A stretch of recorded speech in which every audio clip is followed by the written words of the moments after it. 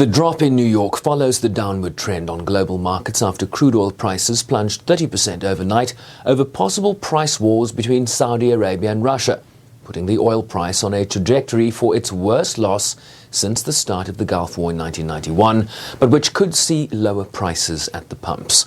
But the backdrop to these numbers has been continued uncertainty over the coronavirus, with several states in the U.S. declaring states of emergency as New York joined Florida, Maryland, California and Washington, which is regarded as the epicenter of the outbreak in the country. Global stocks have wiped off some $9 trillion in value in 9 days of trading, according to some research estimates, just as the world's largest economy faces an accelerated pace of identifying new cases with community transmission growing. To date, over 560 cases have been confirmed across 34 states and the District of Columbia. The major issue that I find, and many of my colleagues find problematic, is that if you're looking for people in the community who don't have a recognized link to a test, we call it community transmission, then you've got to withdraw the restrictions that in order to get a test, you have to have a link to something. It's almost inherently contradictory. Those have been lifted. The FDA has taken the constraints off, and now we finally have companies that are going to be making many, many more tests. The 64th session of the Commission on the Status of Women opened for an abbreviated one-day session at the UN, with the two-week gathering postponed until further notice. I am truly saddened that the extraordinary circumstances ushered in by the spread of the coronavirus have left us no choice but to postpone the full session of the CSW and instead gather for just this one day. I know that activists and women's groups around the world share my disappointment. But I also take heart because I know we remain committed to the cause of gender equality.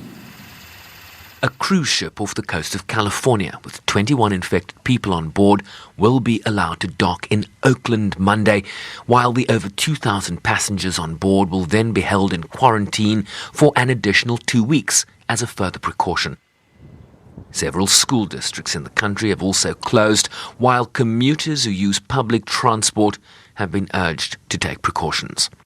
There's a lot of false information out there. There's a lot of myths that are out there that are not only confusing, but sometimes could be damaging. So that's important. You can get your families ready. You can talk to your children. You can talk to your parents.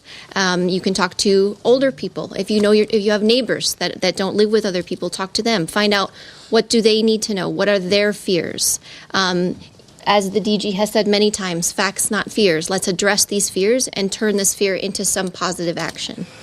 President Trump took to Twitter to laud his administration's response and his earlier decision to stop travel to the United States from certain countries, while citing statistics on the number of Americans who die from the common flu. Trump compared the comparatively low number of 22 local deaths from coronavirus to the 37,000 Americans who succumbed to flu last year alone, suggesting that there was somewhat of an overreaction as compared to when flu season strikes. Trump also complained that the news media and the Democratic Party was doing everything to inflame the situation, while quoting his Surgeon General that the risk to the average American remained low. Shervin Bryce-Speeds, SABC News, New York.